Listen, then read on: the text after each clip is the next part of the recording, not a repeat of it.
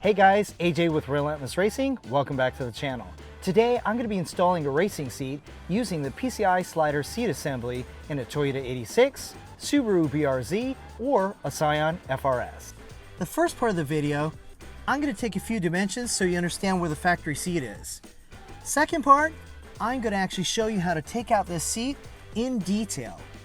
Third part, I'm going to install my Sparco circuit onto the PCI Slider Seat Assembly into the vehicle, and then we'll take the exact same dimensions again, so that way we can compare and contrast the factory seat to my Sparco circuit. And then you'll really understand what the versatility of the PCI Slider Seat Assembly is. Enjoy this video, and don't forget to leave a like, leave a comment, and don't forget to subscribe. So today I'm going to be using this Subaru BRZ for my demo car.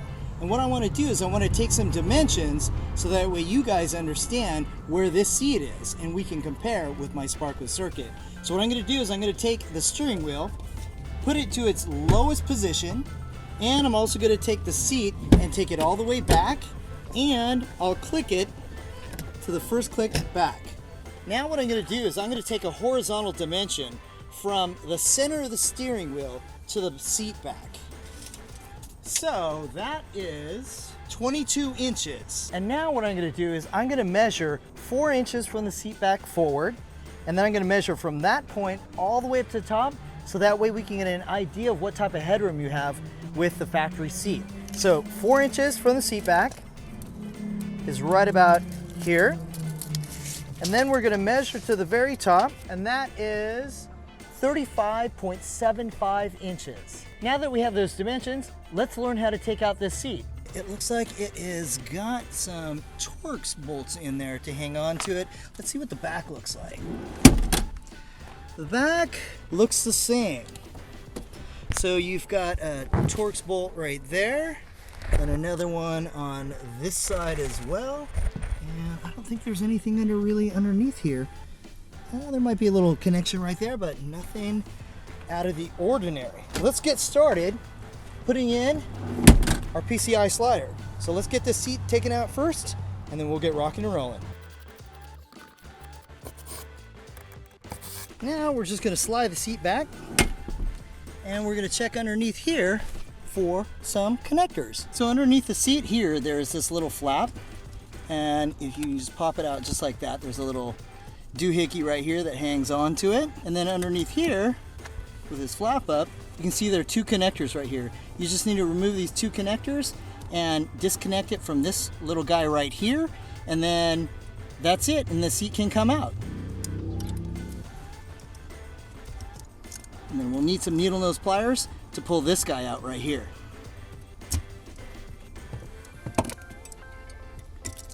And that's all we have to do to get the seat out.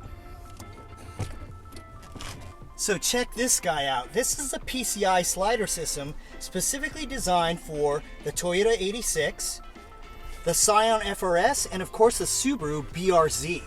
If you notice, this thing is all laser cut. It's beautiful. It's put together very, very well.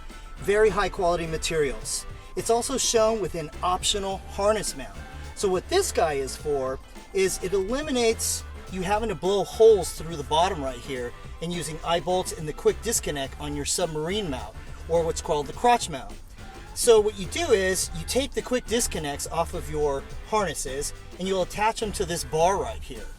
And then what's great about that is now it allows the seat to go down pretty far, and also when you pull your seat out, the harness will come out with it. And that's the 5th and 6th mount, or the submarine mount.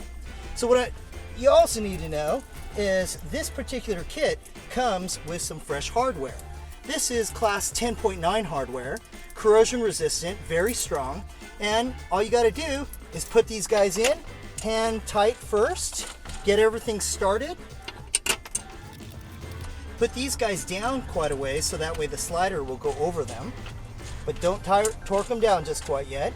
And then you're just going to pull this lever up just like a factory seat and move the sliders forward. That way it'll expose the rear holes right here, the rear threads, and then you put these guys down as well. So we don't tighten it, so that way we can adjust it and make sure that all the holes are aligned properly. Once you have everything down exactly where you want it to be, then apply the factory torque to it.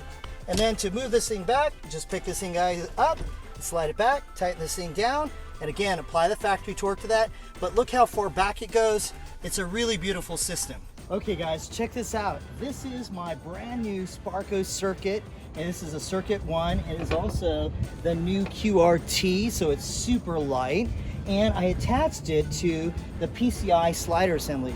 And if you want to see how this goes together, how you attach the seat to the PCI slider assembly, all you got to do is check out the link that's in the description.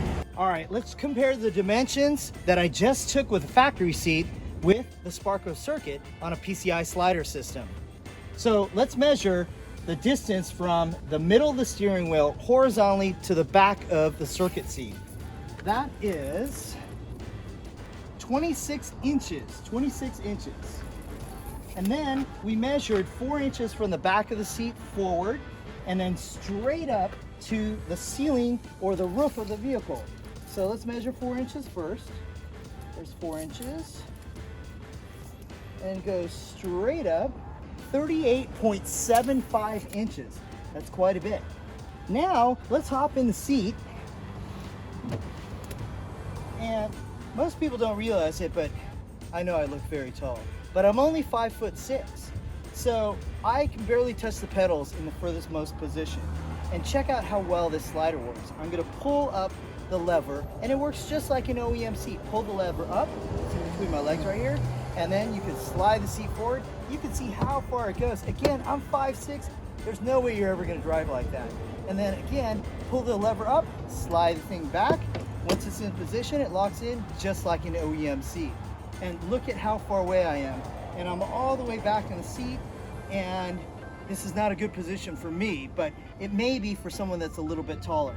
Of course, you could adjust the seat and put a little bit of a lean in it.